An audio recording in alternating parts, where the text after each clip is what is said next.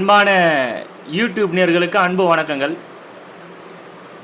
இப்பொழுது ஒரு எந்திரத்தை பற்றி தான் சொல்ல போகிறேன். இது லேமினேஷன் போடுற எந்திரம் தான். இது ஃபஸ்ட்டு ஒரு விஷயம் நல்லா நீங்கள் புரிஞ்சிக்கக்கூடிய ஒரு விஷயம் என்னடான்னா, எந்திரம்லாம் எல்லாமே வேலை செய்யும். எந்திரம் வேலை செய்யும், மந்திரம் வேலை செய்யும். நான் எல்லா பதிவிலையும் சொல்லின்னுக்கிறேன். சுலபமாக வாழ்க்கையில் தேன்னா கிடைக்குமான்னு கேட்டிங்கன்னா கிடைக்காது. சுலபமாக என்ன கிடைக்கும்? வாழ்க்கையே சுலபமாக கிடைக்காது. வாழ்க்கையில் ஃபைட் பண்ணிக்கினே தான் போயின்னு இருக்கணும். ஒருத்தர் விட்டா ஒரு பிரச்சனையை உருவாக்கினே வரும். அது காலங்கள் அந்த மாதிரி கிரியேட் பண்ணும். அப்போ அதை யாரெல்லாம் நிப்பாட்ட முடியுமா? நிப்பாட்டுறதுக்கு தான் நம்ம தேடின்னு இருப்பாங்க, சுற்றுவாங்க. இது பண்ணால் சரியாகுமா, அந்த கோயிலுக்கு போய் விளக்கு எத்தனா சரியாக போயிடுமா அப்படின்னு. எல்லாமே கரெக்டுன்றது பொறுத்து தான் ஒரு யந்திரம் முன்னோர்கள் அமைச்சு வச்சுக்குது. நம்ம யாரும் கற்றுக்கிறது கிடையாது. நம்மளுக்கு கற்றுக் கொடுக்குற விஷயம் நம்ம வெளிப்படையாக சொல்கிறோம். இதை பயன்படுத்தினா வாழ்க்கையில் ஜெயிப்போம், இந்த மாதிரி யந்திரம்லாம் பயன்படுத்தி பாருங்கள், எழுதி பாருங்கள், தாயத்தில் போடுங்க அப்படின்னு. தாயத்தில் என்னால் எழுத முடியாது, கட்ட முடியாது அப்படின்னு நினைக்கிறவங்க கூட இந்த யந்திரத்தை லேமினேஷன் பண்ணி பூஜை ரூமில் வச்சு வணங்கின்னு வரலாம். ஃபஸ்ட்டு நம்பிக்கை தான். தெய்வமே ஃபோட்டோவாக தான் வச்சு வணங்குறீங்க. ஆனால் அந்த தெய்வம் இருக்கிற மாதிரி நம்புகிறாங்கல்ல, எல்லாரும் நம்புறீங்கல்ல. கோயிலில் கருவறையில் இருக்கிற சளியே தூக்கின்னு வீட்டில் வச்சு வணங்குறோமா? கிடையாது. அதோட ஃபோட்டோவை எடுத்துன்னு நம்ம வணங்குறோம் தெய்வத்தை.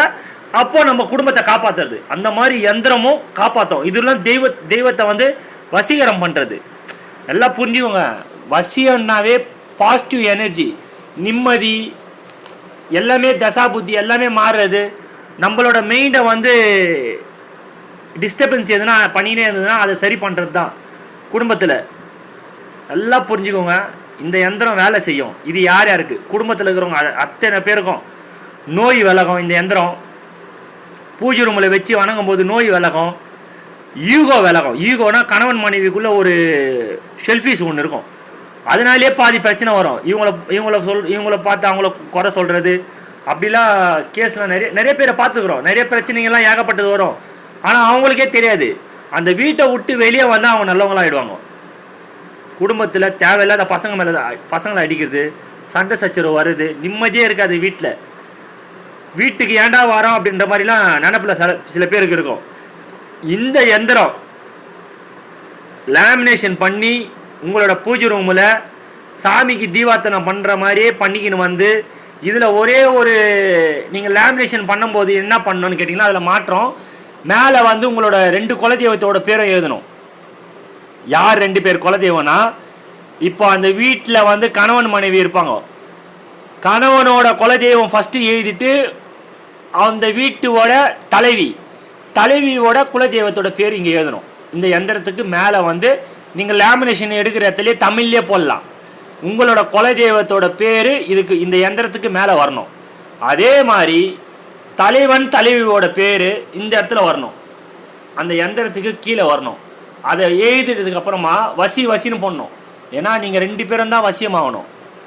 அந்த குடும்பத்தில் நீங்கள் தெய்வத்துக்கு முன்னாடி தெய்வமே உங்கள் குடும்பத்தை வாழ வைக்கும்.